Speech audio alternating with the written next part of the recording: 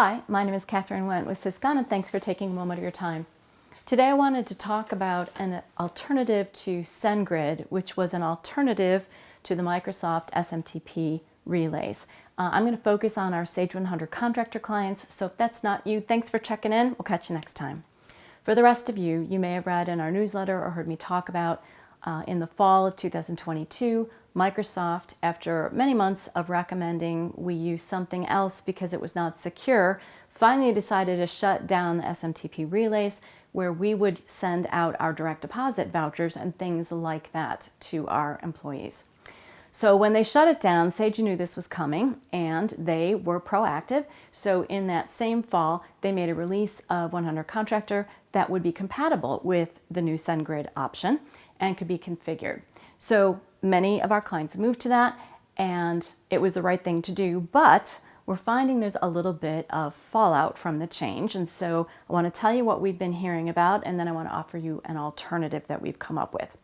So some of the issues that have been coming up are Sage hard-coded, so you have to talk to them if you don't like this, hard-coded that when you send one of those email messages, it also sends a message to the sender. So that's 2 for each person. And for many of our clients, what that did is it put them over the free limit and you couldn't stop the Sage second one going out. So that was a little bit frustrating. Turns out even under the paid version though, there is no static IP address in the regular basic paid subscription.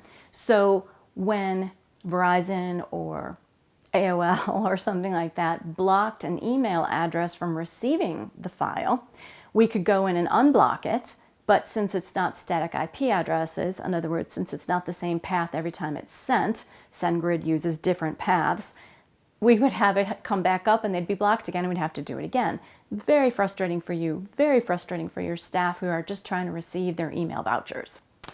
The other one is that the support is more limited, of course, at the lower levels, and there is a fee for that, of course, and you have to manage your own account. So you need your own account and you have to manage that. So turns out that at the higher levels with SendGrid, you get the static IP, you get better account services. There are a number of really great features once you go up in the higher tiers, but that's pretty expensive. And most of our clients don't really want to make that investment. So we've purchased the higher level service with SendGrid, and we have decided that we can set you up. And we've got a nice little grid that Darren put together of the different services under the free, the lower level paid, and then what we're going to provide as a Syscon SendGrid service for our clients.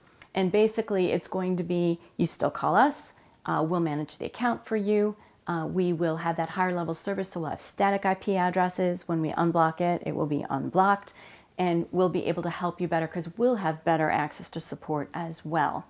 So we put that all in the grid. We're actually at a very competitive price, less than if you got the lower level package on your own.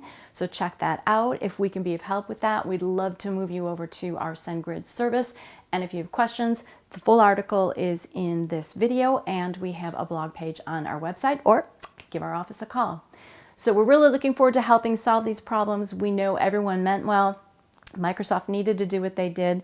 Sage did their best to accommodate and make this work. And we found an alternative that'll put it all together and make it something that you can actually be happy to use the product. So thanks for your time. We look forward to hearing from you, and have a great rest of your week.